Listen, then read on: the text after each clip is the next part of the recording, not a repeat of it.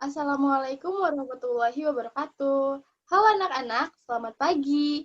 Semoga kita semua selalu dalam lindungan Allah Subhanahu wa taala ya. Jangan lupa untuk selalu menjaga kesehatan agar terhindar dari berbagai macam penyakit. Sebelum memulai pembelajaran, alangkah baiknya kita berdoa ya. Berdoa menurut kepercayaannya masing-masing, berdoa dimulai. Berdoa selesai. Untuk memperkuat rasa nasionalisme kita, maka alangkah baiknya kita bersama-sama menyanyikan lagu Garuda Pancasila ya.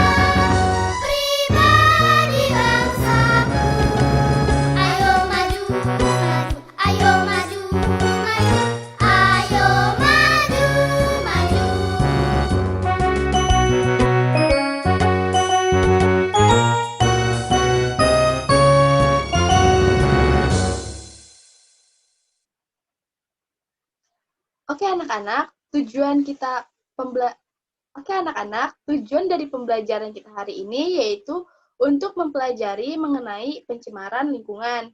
Sebelum memasuki materi pembelajaran, Ibu mempunyai tepuk nih seperti ya. Tepuk apakah sehat? Ceria. Oke? Sekali lagi ya. Tepuk apa kabar? Baik-baik. Sehat-sehat. Ceria. Terima kasih. Untuk materi selanjutnya akan dilanjutkan oleh Ibu Rizka ya.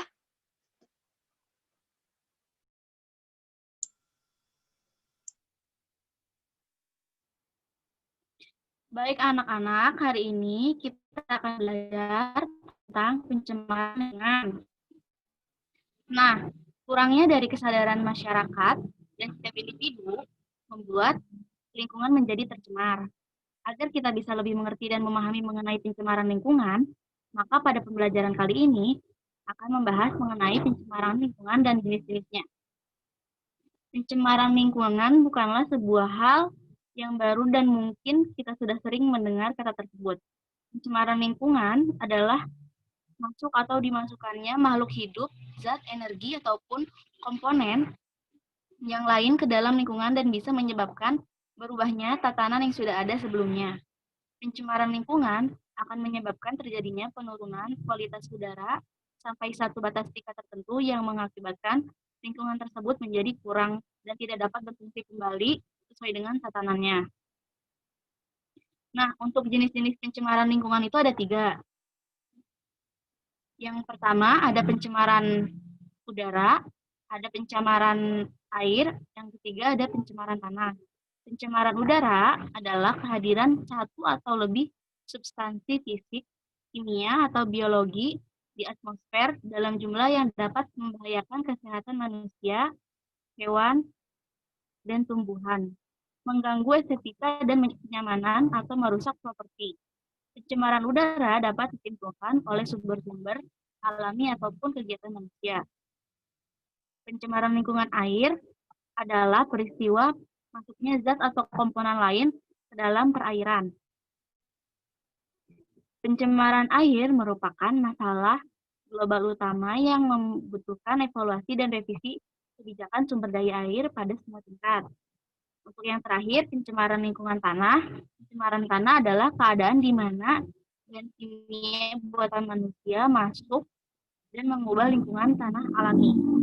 Untuk selanjutnya akan dijelaskan oleh Pak Adi.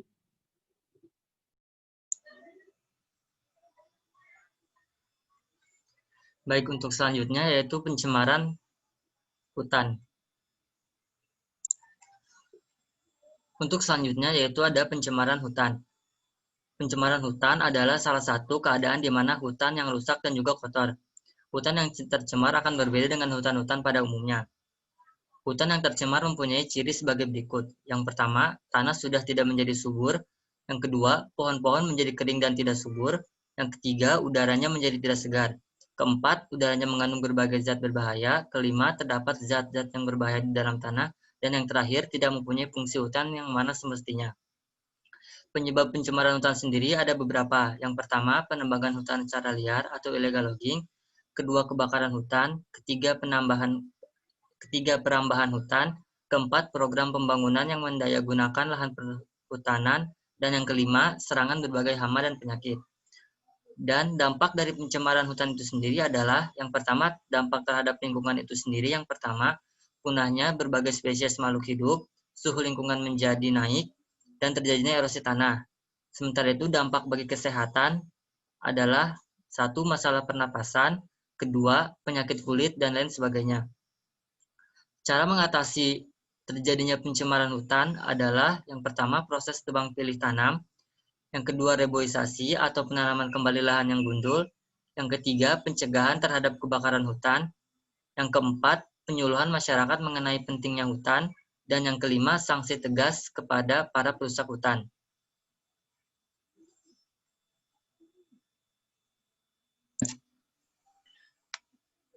Oke, selanjutnya untuk memperjelas materi yang telah saya sampaikan, saya akan menayangkan sebuah video mengenai pencemaran lingkungan. Harap disimak dengan baik.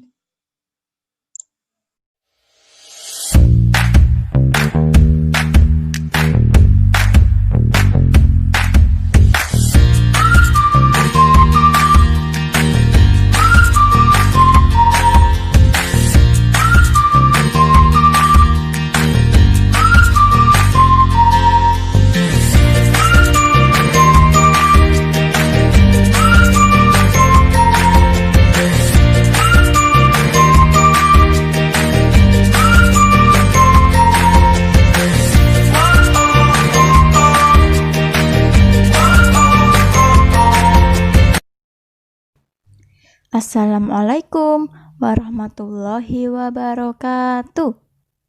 Anak-anak kelas 3, jumpa lagi ya dengan Ustazah Alfi di pelajaran PLH.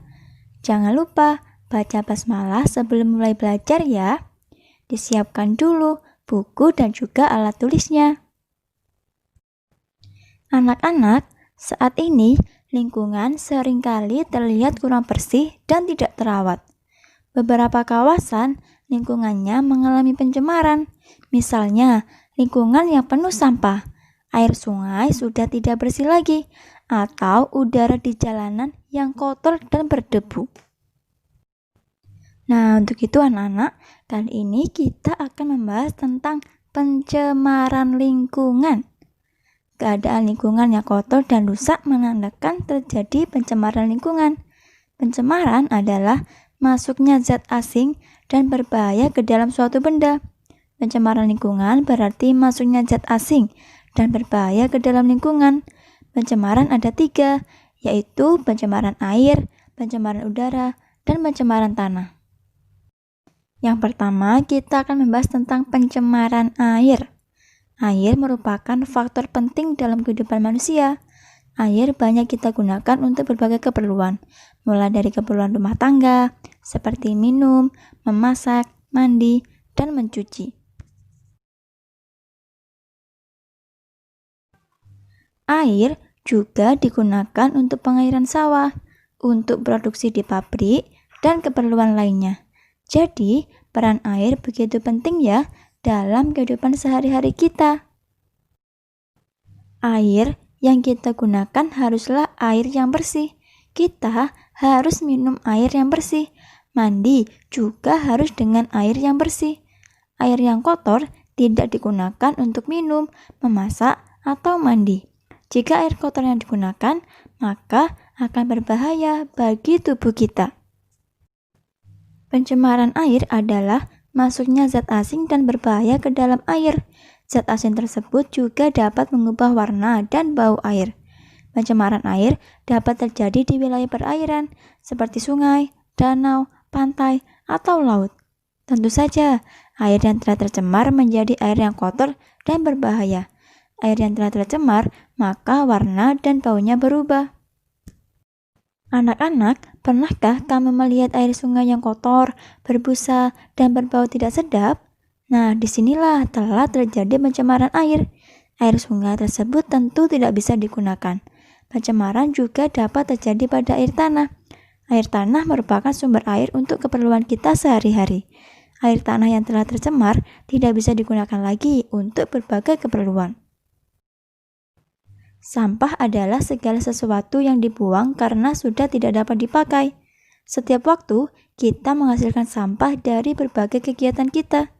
Jika sampah dibuang sembarangan, maka akan mengakibatkan pencemaran. Misalnya, sampah yang dibuang ke sungai akan menyebabkan terjadinya pencemaran air sungai.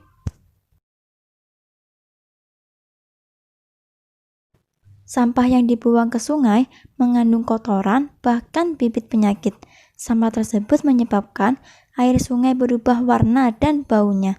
Tandanya, air sungai tersebut telah tercemar oleh sampah. Limbah adalah bahan sisa dari suatu kegiatan produksi. Limbah sisa berbentuk padat atau cair. Ada limbah rumah tangga dan limbah industri. Limbah rumah tangga berarti sisa kotoran dari kegiatan rumah tangga. Misalnya, kotoran manusia, air sabun cuci, dan sabun mandi. Limbah rumah tangga mengalir ke selokan, sehingga air selokan pun menjadi kotor dan berbau tidak sedap. Limbah industri dihasilkan dari kegiatan di pabrik. Limbah sisa produksi di pabrik mengandung zat kimia. Limbah ini tidak boleh dibuang sembarangan atau dibuang ke sungai. Beberapa pabrik yang nakal membuang limbahnya ke sungai. Hal ini menyebabkan air sungai tercemar oleh zat-zat yang berbahaya. Limbah industri mengakibatkan air sungai kotor dan menyebabkan hewan sungai mati. Pestisida biasanya digunakan oleh petani untuk memberantas hama yang menyerang tanaman mereka. Namun, pestisida mengandung bahan-bahan kimia yang akhirnya bisa menyebabkan pencemaran air. Mengingat pentingnya air untuk keperluan kita, maka sudah seharusnya kita menjaga agar air yang digunakan selalu bersih. Oleh karena itu, kita harus mencegah terjadinya pencemaran air. Cara yang harus dilakukan untuk mencegah pencemaran air adalah yang pertama, tidak membuang sampah dan limbah ke sungai atau ke saluran air. Yang kedua, mengurangi penggunaan deterjen atau sabun berbahan kimia. Yang ketiga, mengurangi penggunaan pestisida. Yang keempat, senantiasa membersihkan sungai dan saluran air. Dan yang kelima, perbanyak menanam pohon di lingkungan sekitar. Yang kedua, pencemaran udara. Udara sangat diperlukan makhluk hidup untuk bernafas. Saat bernafas, kita menghirup oksigen dan mengeluarkan karbon dioksida. Oksigen dapat dihasilkan dari proses fotosintesis pada tumbuhan hijau. Itulah mengapa jika kita berada di bawah pohon yang rindang, udara terasa sejuk karena oksigen yang dihasilkan pohon tersebut. Namun, bagaimana pendapatmu jika kita sedang berada di jalan raya yang ramai oleh kendaraan? Bagaimana ya udara yang terasa oleh kita? Ya, biasanya udara di jalan raya tidaklah sejuk, tetapi begitu panas dan tidak segar. Jalan raya penuh dengan asap kendaraan bermotor yang mengganggu pernafasan kita.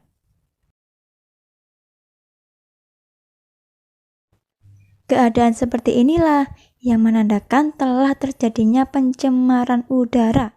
Udara yang seharusnya bersih menjadi kotor.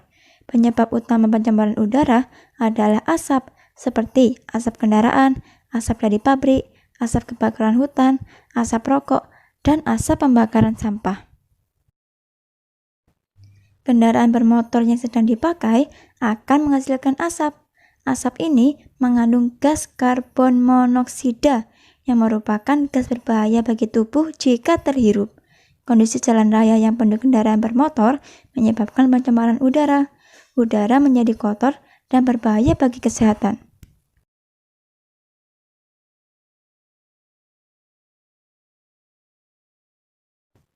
Pabrik yang melakukan kegiatan produksi melalui pembakaran akan menghasilkan asap pabrik. Asap yang muncul dari cerobong pabrik ini akan mengotori udara di sekitarnya.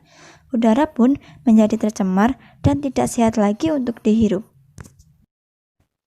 Kejadian kebakaran hutan beberapa kali terjadi di hutan Sumatera dan hutan Kalimantan. Kebakaran hutan akan menimbulkan asap kebakaran yang mengandung zat-zat karbon berbahaya. Asap ini dapat terbawa ke sekitar pemukiman penduduk.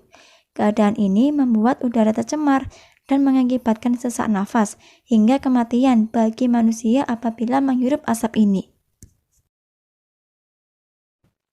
Rokok mengandung zat-zat yang berbahaya bagi tubuh. Jika ada perokok di sekitar kita, maka akan menimbulkan asap rokok yang baunya tidak sedap dan membuat dada sesak sehingga mengganggu pernafasan.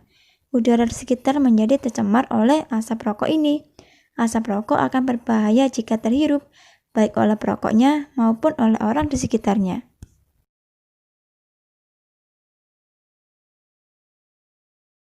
Mungkin kita pernah melihat beberapa orang membuang sampah dengan cara membakar sampah tersebut. Pembakaran sampah akan menghasilkan asap pembakaran yang mengandung zat-zat berbahaya. Asap pembakaran ini menjadi penyebab terjadinya pencemaran udara di lingkungan sekitarnya.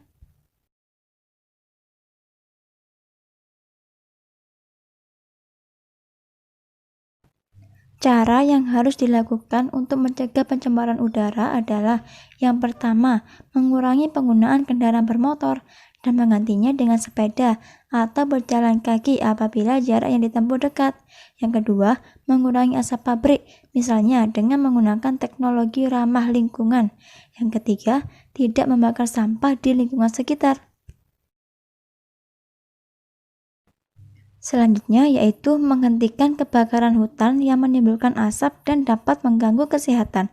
Selain itu, tidak melakukan pembakaran hutan secara liar dan menghilangkan kebiasaan merokok karena merokok itu tidak sehat baik bagi perokoknya maupun yang menghirup asap rokoknya. Nah, anak-anak, sekian dulu ya penjelasan dari Ustazah Alfi. Apabila kurang jelas, boleh dibaca lagi buku paketnya atau diulangi lagi menonton video ini. Untuk tugasnya sudah tertera di layar ya.